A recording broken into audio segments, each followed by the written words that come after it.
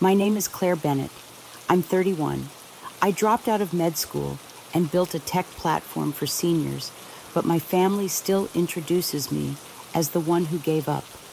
They stopped asking questions, started rewriting my story without me, labeled me a failure, said I'd had a breakdown, and told people not to bring me up unless they had something positive to say.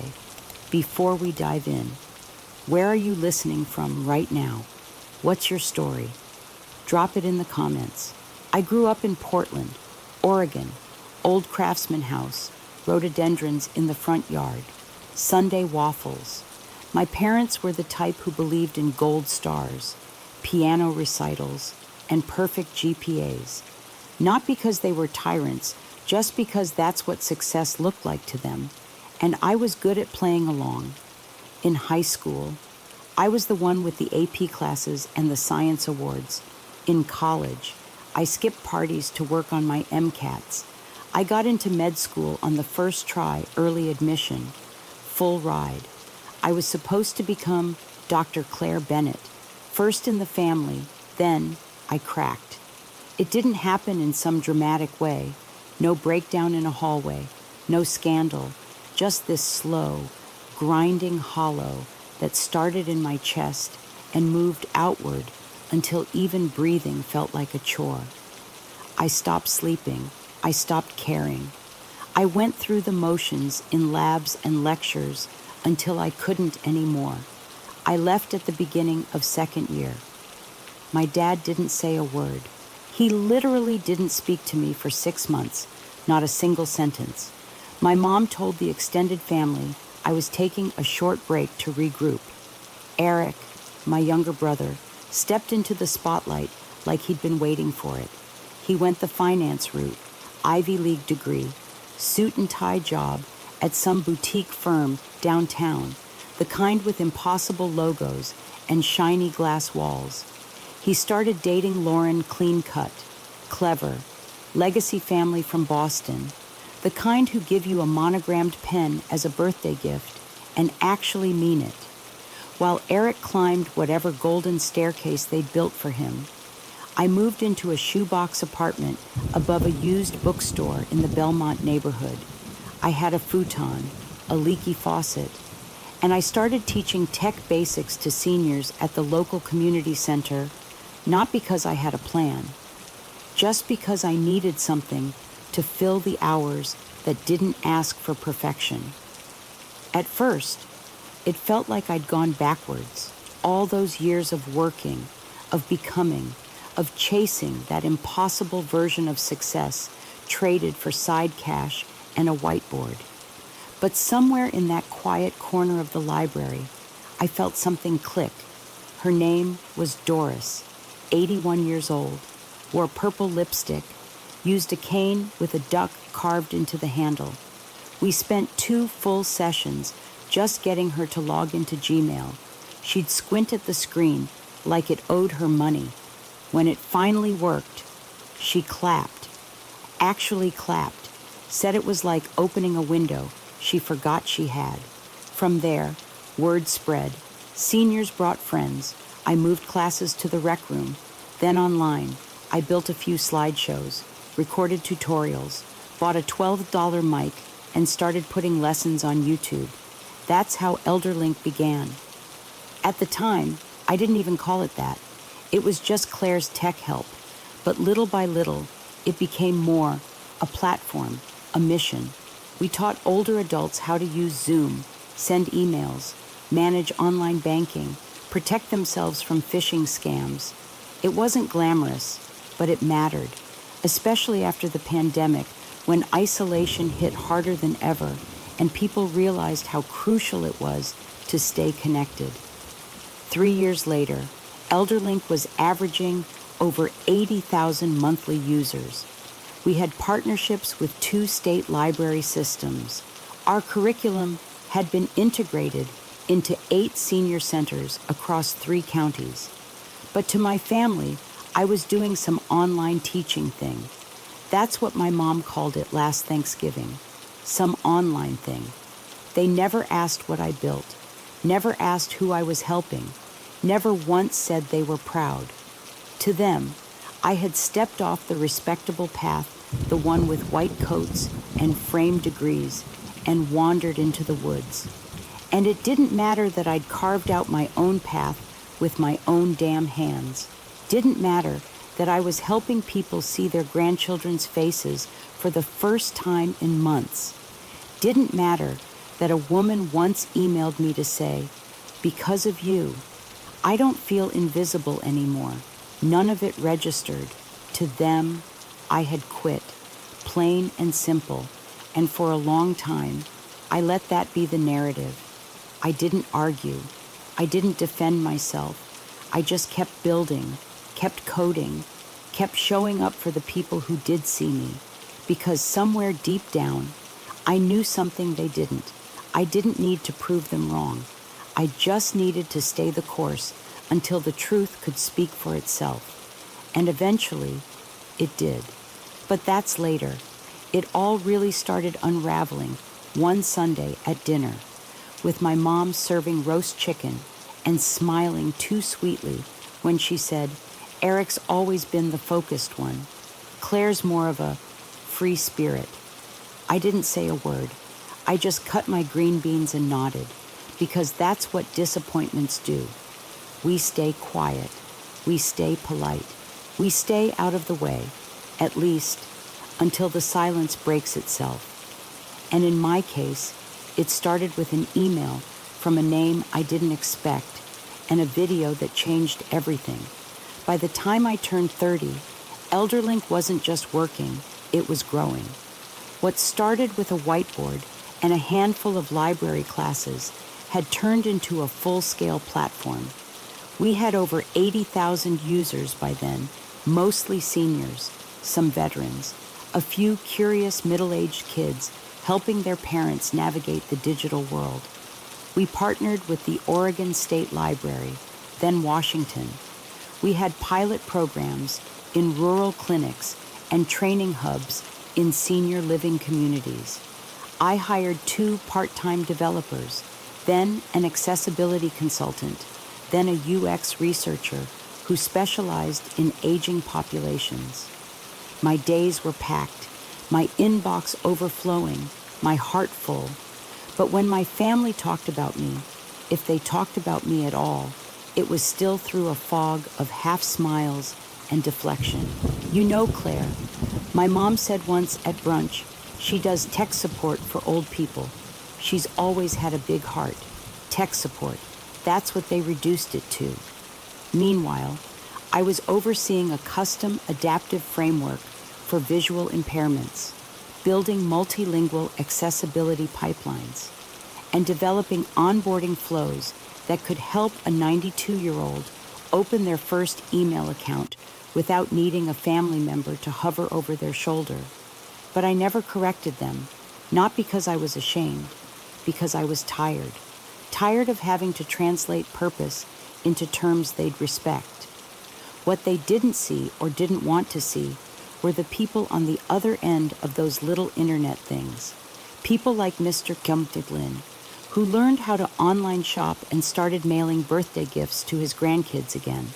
Or Barbara, who emailed me just to say she watched her niece graduate college via live stream and felt like part of the world again.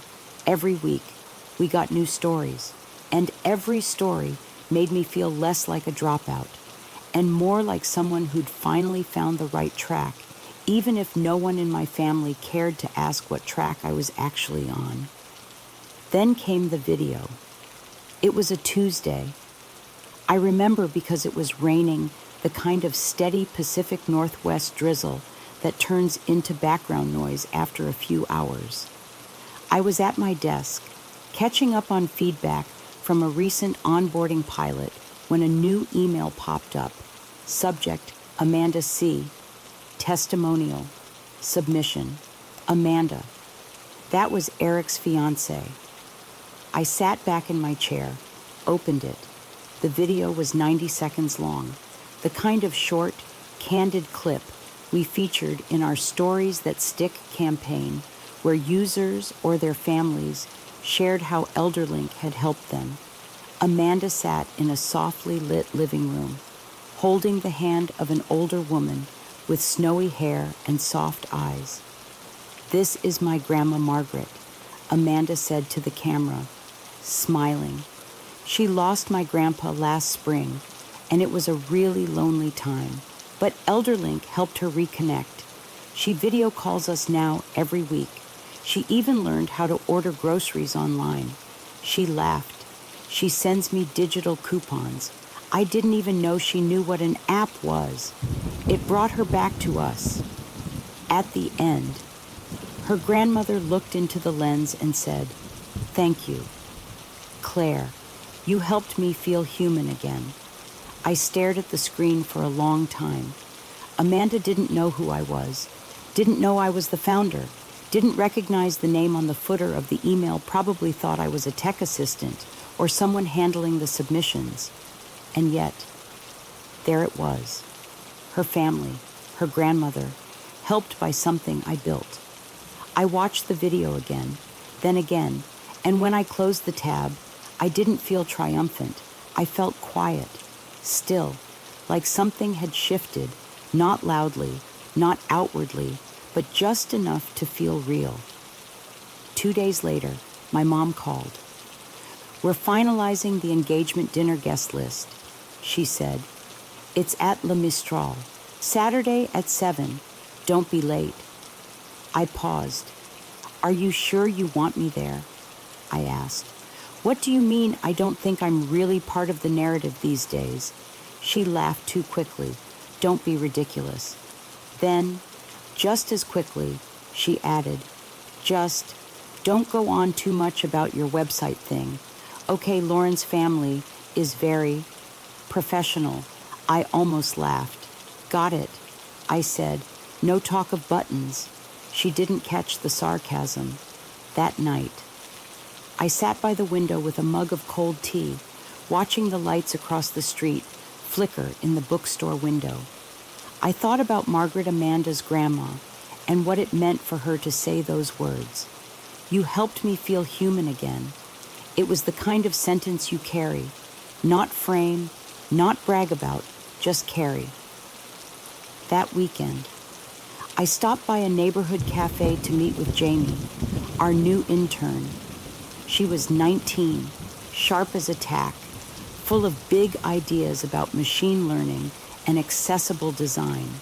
We were halfway through a conversation about input calibration when a woman at the next table leaned over. "Sorry," she said. "Are you Claire Bennett?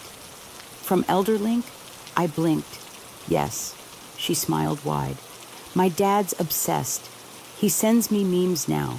I didn't even know he knew what a meme was." Jamie looked at me like I'd just sprouted wings.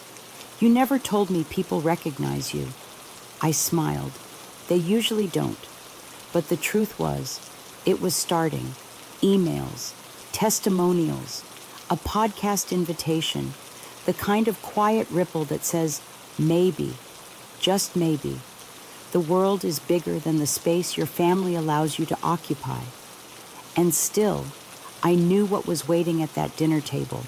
Polite smiles, tense glances, someone asking if I was still doing that online thing. But I wasn't going for them. Not this time. I was going for Margaret, for the woman who sat in front of a camera and whispered, "You made me feel like myself again." Sometimes you show up not for closure, but to make sure your silence doesn't become consent. I picked a dress, emerald green, clean lines, not flashy, but mine. And I was ready not to prove anything, just to stand there as myself, because the story they kept telling about me was about to change. They just didn't know it yet.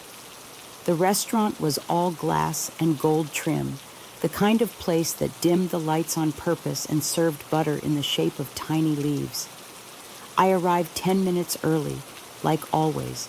I was wearing the emerald green dress, not black, not a pantsuit, nothing loud, just something that fit, that didn't shrink when I walked into a room.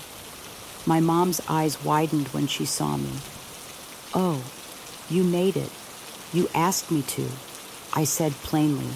She smiled that tight, hostess smile she saves for moments that don't go according to script, and gave me a quick once-over like she was checking for damage.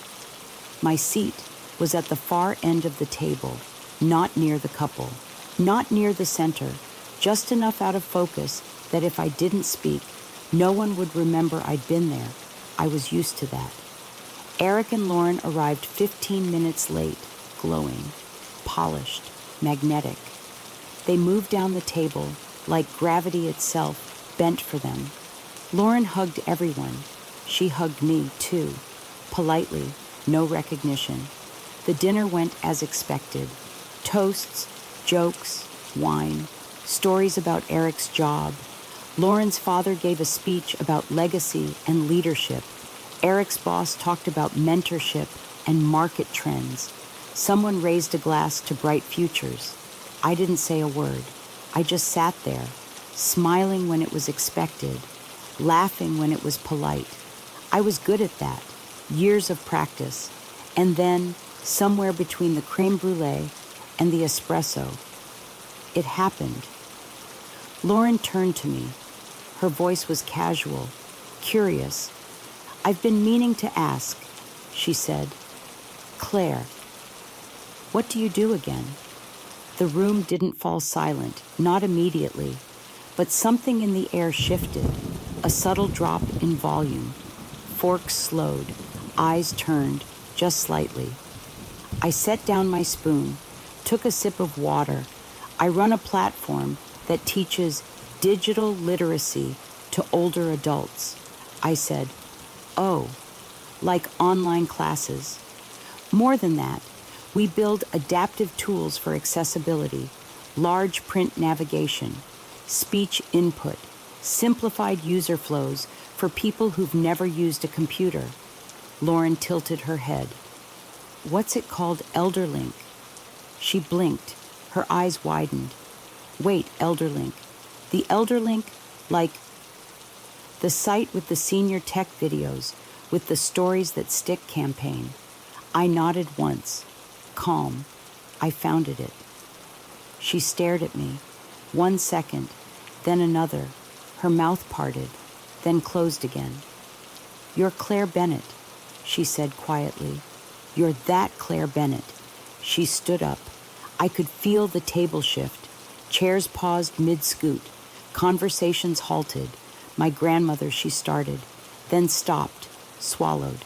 She used Elderlink every week until she passed. Her voice wavered. She called us, grocery shopped, sent me photos of her garden. She hadn't done that since Grandpa died. She looked at me like I'd done something holy. "You gave us that time back. You gave her that confidence again." I just nodded.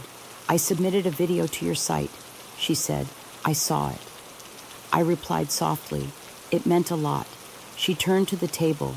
"I don't think any of you understand," she said, louder now.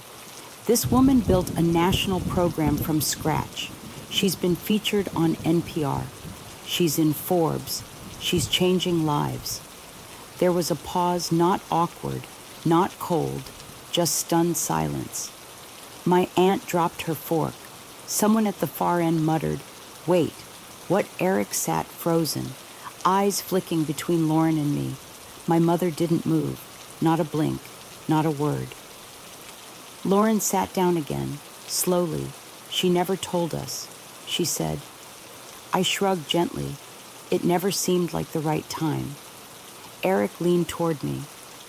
"I didn't know," he said, voice low. "You never asked." I answered, and that was it. No anger, no bitterness, just fact. The rest of the table stayed quiet. But it wasn't the kind of silence I was used to. It wasn't the empty, dismissive kind, the kind that pretends you're not there. This silence was weighty, awake, like the room was relearning who I was in real time. For the first time in years, I wasn't invisible. I wasn't the footnote. I was the headline, not because I demanded it, not because I gave a speech, because the truth arrived on its own and finally refused to leave the room. They didn't clap. No one gave a toast in my honor, but people looked at me differently, whispered toward me instead of around me. My uncle nodded once, respectfully. My cousin asked if we were hiring. Someone poured me a second glass of wine without being asked. My mom. She stayed quiet the rest of the night.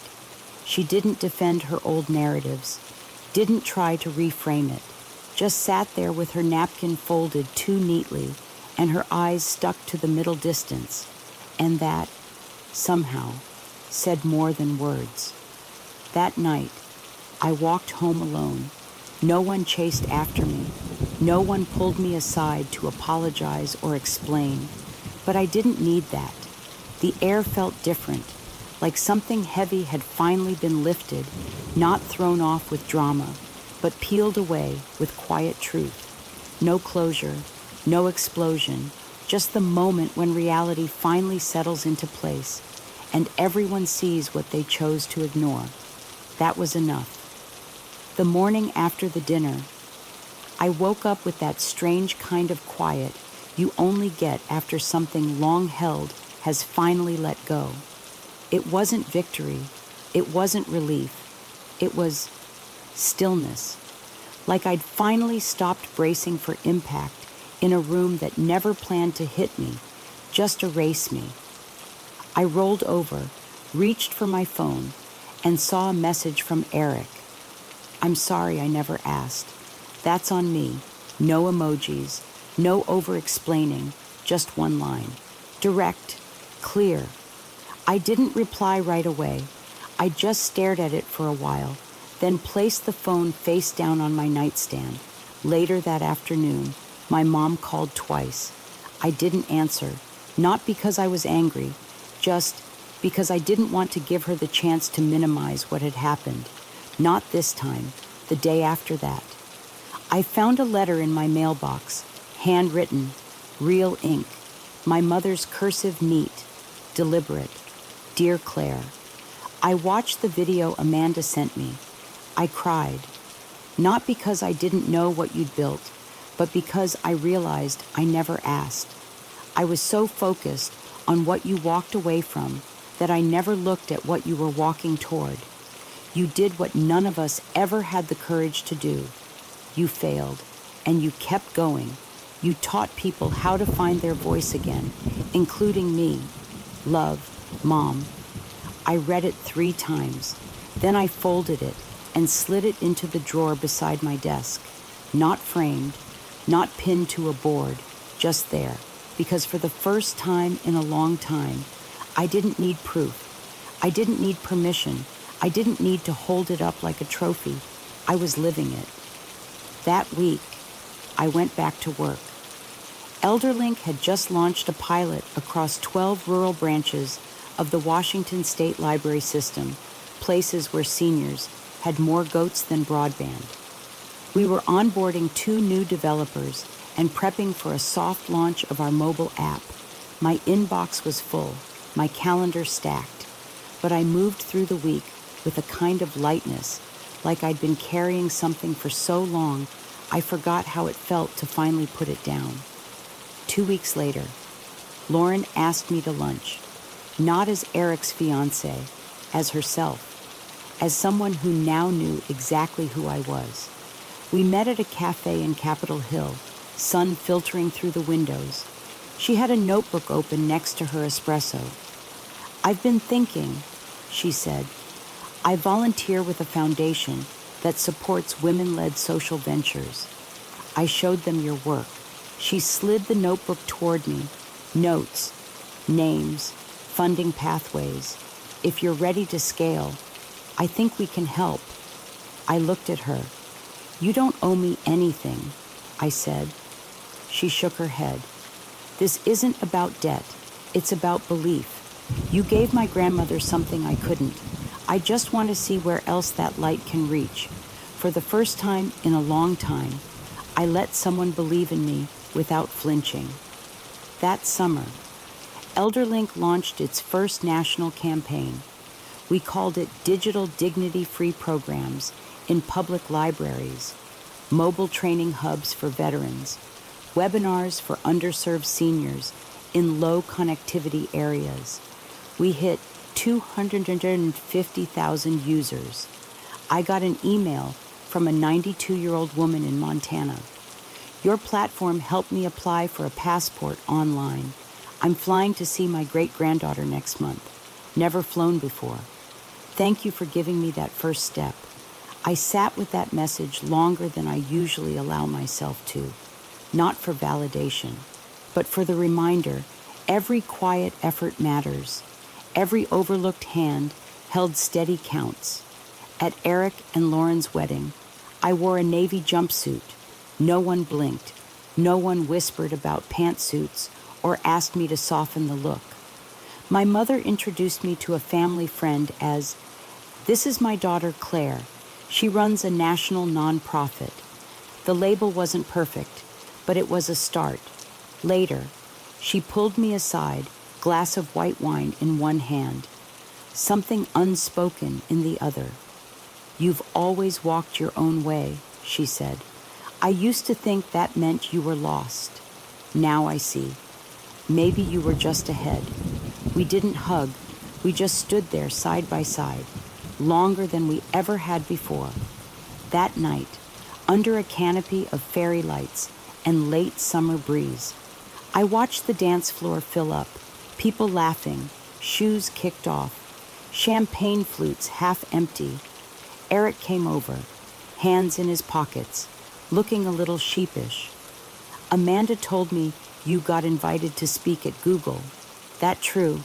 I nodded. "You going to brag about being my sister now?" He grinned. "You going to brag about being mine?"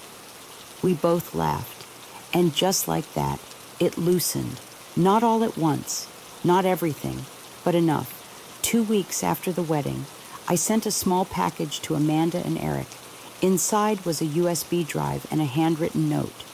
"This is a customized version of ElderLink, tailored for the care home where Margaret spent her final years.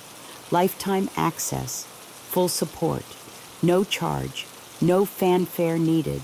Some connections outlive misunderstanding. Thank you for helping mine find her voice." Amanda called the next morning. She didn't speak right away, just breathed one long, quiet breath. "You didn't have to," she whispered. "I know," I said. "That's why I did." Back home, I printed out a single quote and taped it to my fridge. "They'll call it failure until they ask how you did it. No signature, no bitterness, just truth." And in the reflection of that stainless steel door, I saw myself steady, whole, finally unshrinking. Because this time, the light wasn't coming from anyone else. It was mine, and it had been all along.